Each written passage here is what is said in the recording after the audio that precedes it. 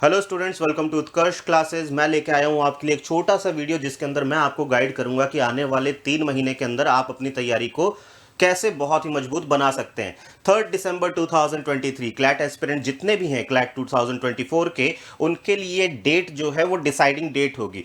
उसी दिन के लिए हम लोग काम कर रहे हैं। क्या होने वाला है? क्लैट 2024 होने वाला है 3 दिसंबर 2023।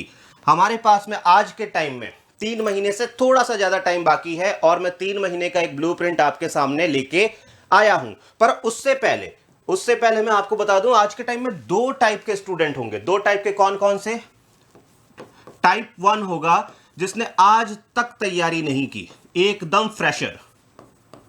एकदम जो फ्रेशर्स हैं उनकी मैं बात कर रहा हूं कि आज तक तैयारी नहीं की इसलिए उनको अभी सिलेबस से भी अपनी जान पहचान बढ़ानी होगी। और दूसरे टाइप के लोग हैं जो कि 2-3 महीने से तैयारी कर रहे हैं, जो कि एस्पिरेंट्स हैं, जिन्होंने या तो कहीं एडमिशन ले लिया है या फिर ऑनलाइन तैयारी कर रहे हैं, या फिर पिछले साल मैंने क्लैट दिया था बट उसमें मेरा सिलेक्शन नहीं हुआ, इस बार मैं सेल्फ स्टडी कर रहा हूं। ऐसे भी काफी सारे स्टूडेंट हो सकते हैं। तो मैं दोनों को लेकर तैयारी के बारे में बात करूंगा। यहां पे जो तैयारी है इसमें एक स्टेप ज्यादा होगा, 10 स्टेप की बात करेंगे हम लोग। 10 चीजें अगर आपने गांठ बांध ली, 10 चीजें अगर आपने मान लिया, अपने अंदर उतार दिया, तो मेरा यकीन करिए आपको क्लैट 2024 जो कि दिसंबर में जिसका एग्जाम होने वाला है उससे कोई नहीं रोक सकता। उसके अंदर सिलेक्शन आपका होगा ही होगा। सबसे पहले बात करते हैं फ्रेशर की।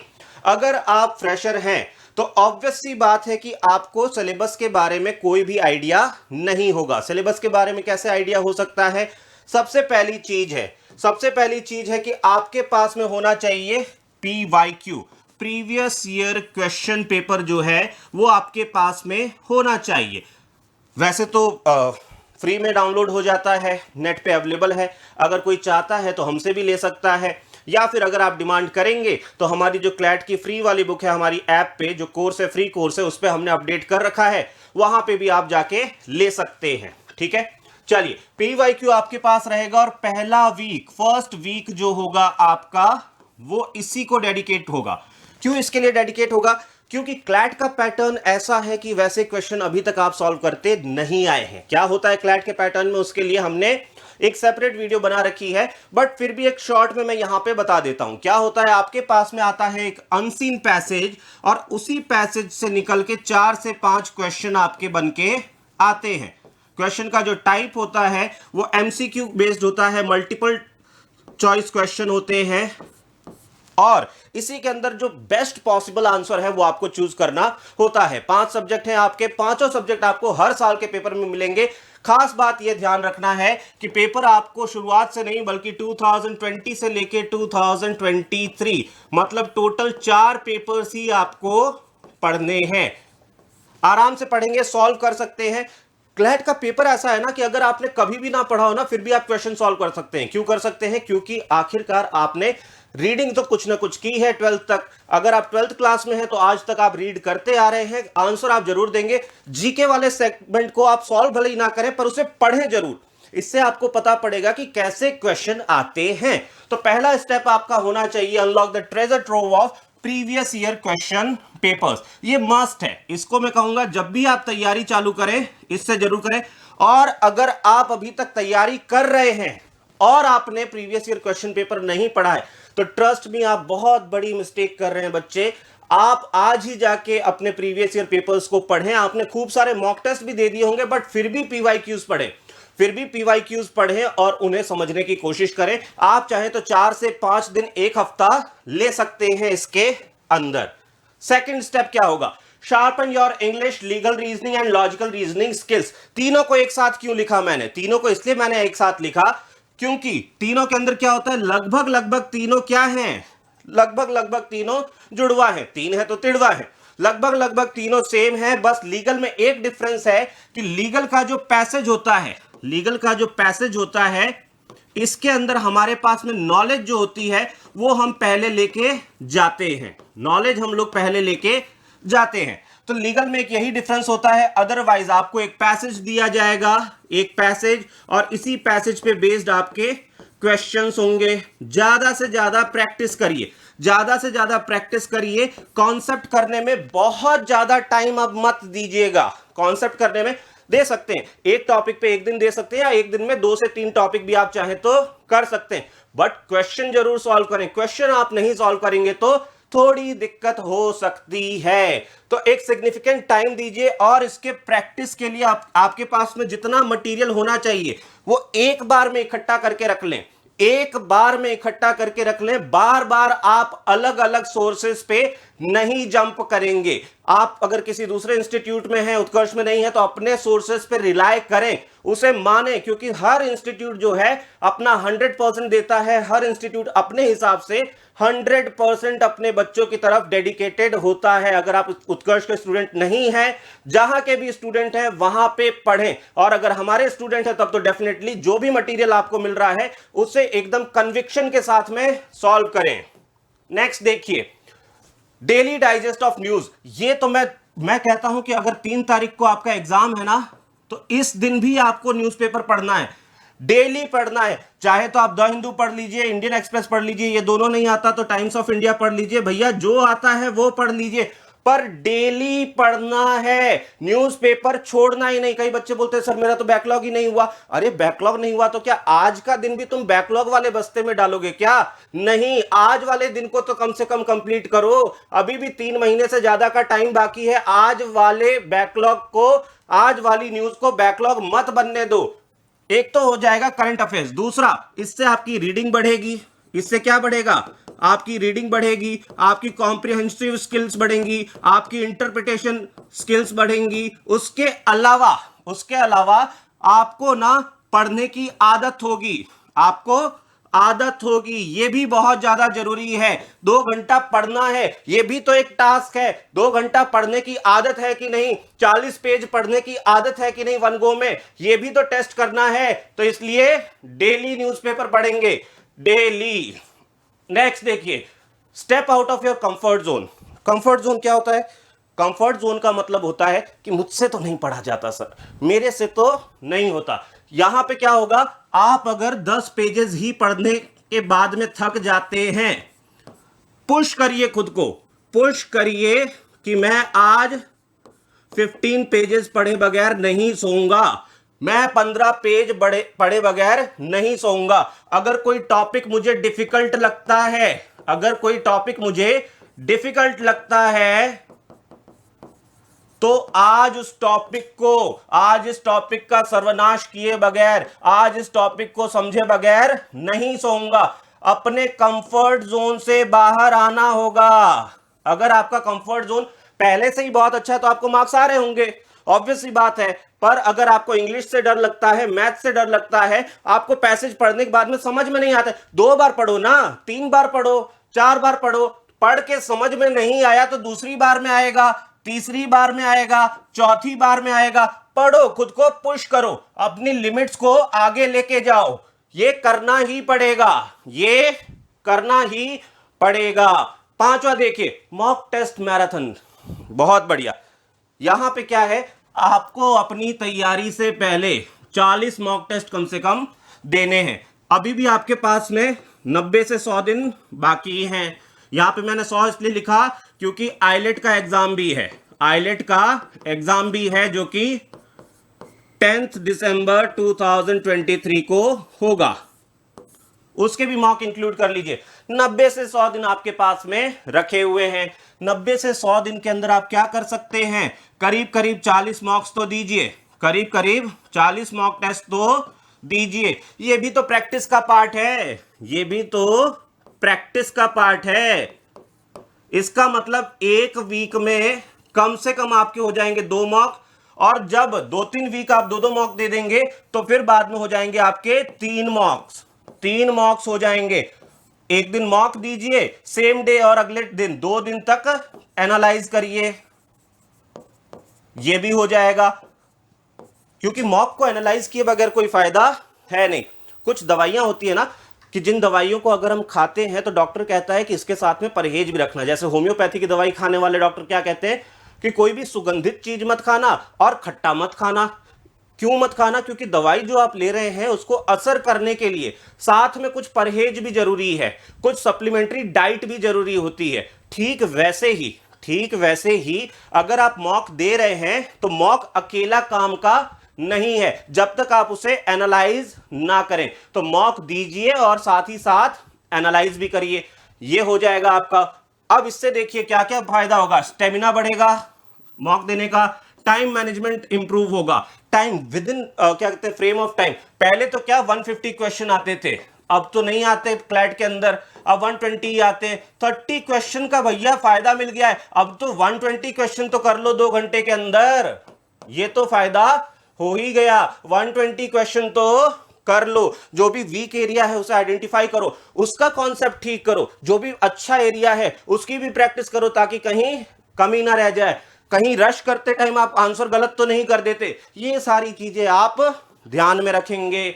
नेक्स्ट देखिए, अब मॉक टेस्ट के अंदर क्या होता है, पांचों के पांचों आप क्या करते हैं, सब्जेक्ट एक साथ तैयार करते हैं। अब आपको ना डेली सेक्शनल टेस्ट भी देना है, सेक्शनल टेस्ट भी देना है। जब आपका मॉक नहीं तब आप 2 से 3 सेक्शनल टेस्ट भी दे दीजिए। सेक्शनल टेस्ट के अंदर 20+ क्वेश्चन आपके होने चाहिए, 2 से 3 सेक्शनल टेस्ट भी दे दीजिए, ये भी आपका काम हो जाएगा। सेक्शनल टेस्ट की खास बात क्या, जब आपने मॉक के अंदर आइडेंटिफाई किया कि कोई पर्टिकुलर एरिया मेरा वीक है, उसका सेक्शनल टेस्ट दे दो ताकि आपका कॉन्सेप्ट भी क्लियर हो जाए, ताकि क्या क्लियर हो जाए, कॉन्सेप्ट भी क्लियर हो जाए।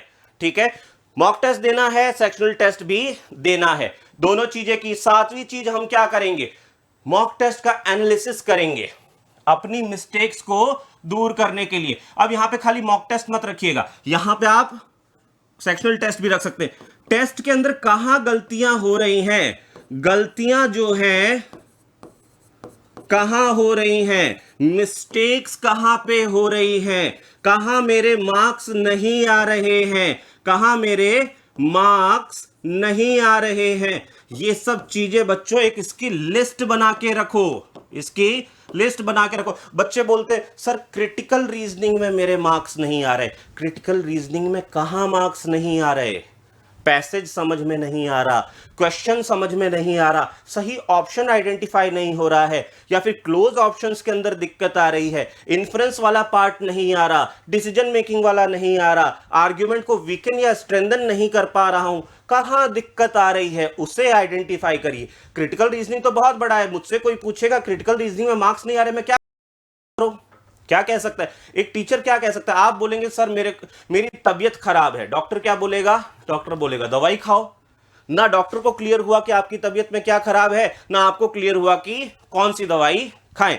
जब तक आपको पता नहीं पड़ेगा कि गलतियां मिस्टेक्स कहां पे हो रही हैं, मार्क्स कहां पे कट रहे हैं, जब तक आपके पास में ये लिस्ट नहीं होगी, ना तो आप अपनी बीमारी दूर कर पाएंगे, ना तो आप अपने मार्क्स बढ़ा पाएंगे, ना आपका टीचर आपके मार्क्स बढ़ा पाएगा।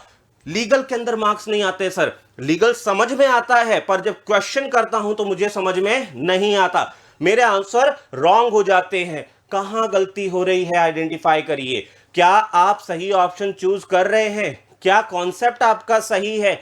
अगर लीगल में भी कोई गलती हो रही है, कहां, टॉर्ट में हो रही है, क्राइम में हो रही है, लेटेस्ट लीगल न्यूज के अंदर हो रही है, कहां पे गलती हो रही है वो पढ़ेंगे तो हमारा काम हो जाएगा, है ना।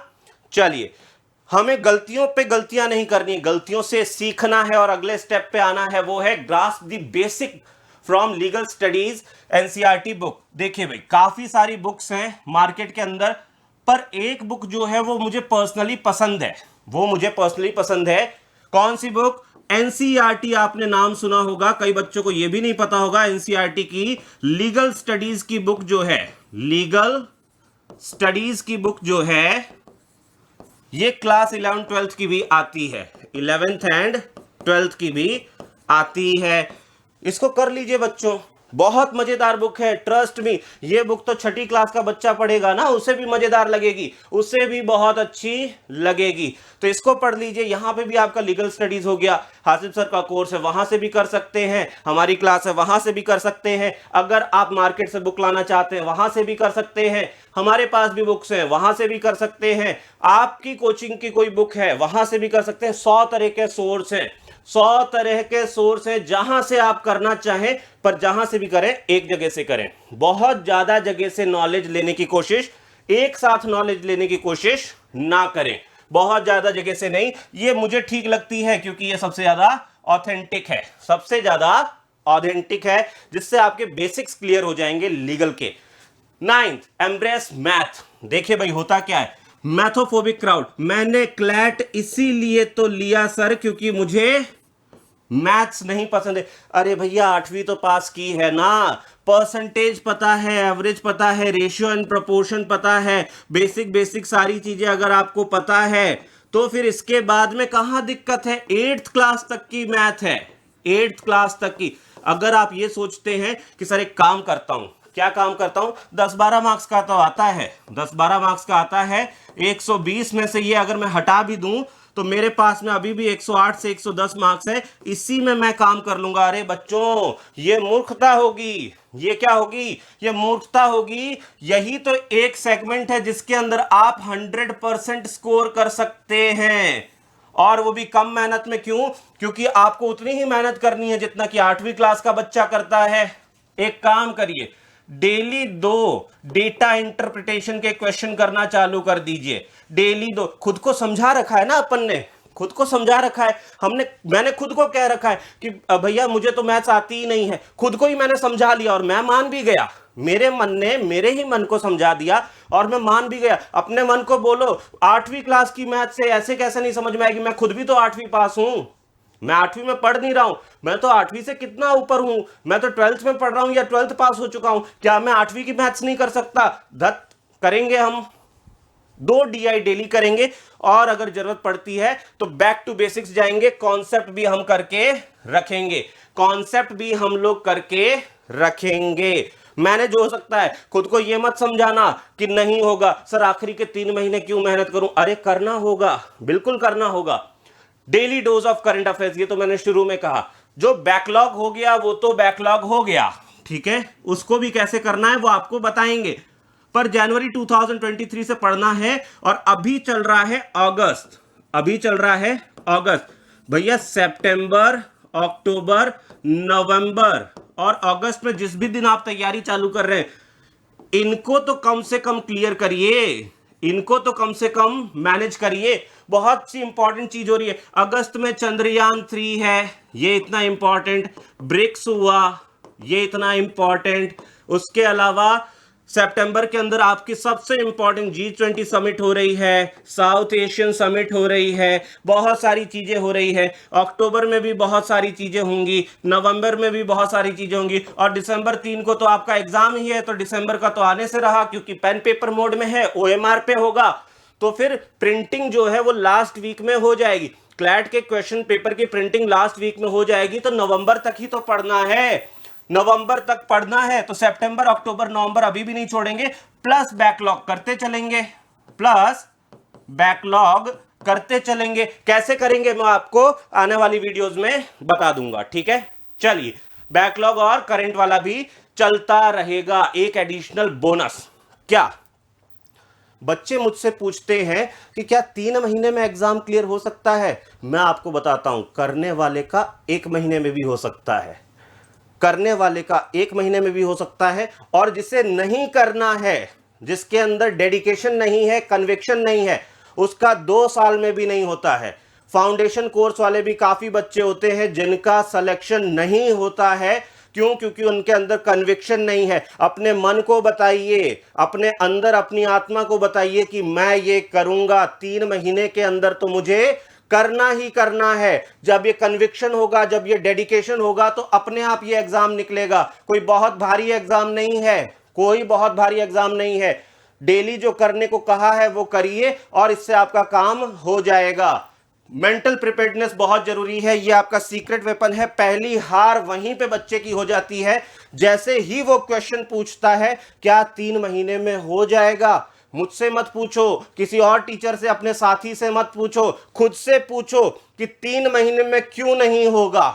अगर आपके पास में वैलिड कारण है कि 3 महीने में क्यों नहीं होगा तब तो ठीक है, पर अगर 3 महीने में हो जाएगा, लोगों का होता आया है, 3 महीने के अंदर लोग बैंगलोर भी गए हैं, अगर आपको यह सुनने में आया है तो इसका मतलब आप भी कर सकते हैं, आप भी कर सकते हैं। पर एक चीज ध्यान रखना, आने वाला सीजन जो है वो त्योहारों का सीजन है। दिवाली हुआ, छठ हुआ, सारी चीजें एक बार के लिए भूल जाना। तुम्हारी लाइफ से इंपॉर्टेंट कुछ भी नहीं है, लाइफ से इंपॉर्टेंट कुछ भी नहीं है। एक बार के लिए त्योहार वेट कर सकता है, आने वाले हर साल त्योहार आएगा, आने वाले हर साल बर्थडेज आएंगे, आने वाले हर टाइम में शादियां होती रहेगी, सब कुछ होता रहेगा। आपके क्लैट की डेट 3 दिसंबर है, उससे आगे नहीं खिसक रही है, उससे आगे नहीं खिसक रही है। आपको एग्जाम उसी टाइम देना है, सब भूल जाओ। कोई मूवी आती है, कोई कंसर्ट आता है, आपका फेवरेट स्पोर्ट्स आता है, वर्ल्ड कप आता है, कुछ भी आता है, आपको तो पढ़ना है, आपको तो पढ़ना है। खुद को प्रिपेयर करिए, बहानों से बचिए। 3 महीने में होगा क्या, 3 महीने में होगा क्या, 3 महीने में होगा क्या, बंद करिए इस चीज को। क्यों नहीं होगा उसका कारण मुझे बताइए, क्यों नहीं होगा उसका कारण मुझे बताइए। क्यों नहीं होगा? क्योंकि आप नहीं पढ़ेंगे। एक कारण है कि नहीं हुआ, इसका मतलब आप नहीं पढ़े, आपने कन्विक्शन नहीं डाला। और एक चीज, अगर खूब पढ़ने के बाद में 100% कन्विक्शन के बाद भी नहीं होता है ना, तो घबराने की बात नहीं है, कुछ ना कुछ अच्छा किस्मत में लिखा हुआ है। तो आप अपने आप को प्रिपेयर कर लीजिए। ये 10 चीजें अगर आप 3 महीने कर लेते हैं, हम साथ में खड़े हैं, ये 10 चीजें अगर आप कर लेते हैं तो डेफिनेटली आपका सिलेक्शन होगा। और जिस दिन आपका सिलेक्शन होगा, मैं पहले भी कहता आया हूं, सबसे ज्यादा जिन लोगों को खुशी होगी उसमें से एक हम होंगे। फिर मिलते हैं नए किसी वीडियो के अंदर। अपना ख्याल रखिएगा, जो चीजें आपको बताई है उस पर अमल करिएगा, उसे ध्यान से सोचिएगा, एक प्लान बनाइए कि अगले 100 दिन के अंदर आप क्या करेंगे। फिर उसके बाद में कोई दिक्कत आती है, 2 दिन बाद भी अगर चाहे तो इस वीडियो पे कमेंट डाल के दिक्कत पूछ लीजिएगा, समाधान हम लेके आएंगे। आपको बस प्रिपरेशन करना है। ख्याल रखिए अपना, तब तक के लिए जय हिंद, जय भारत।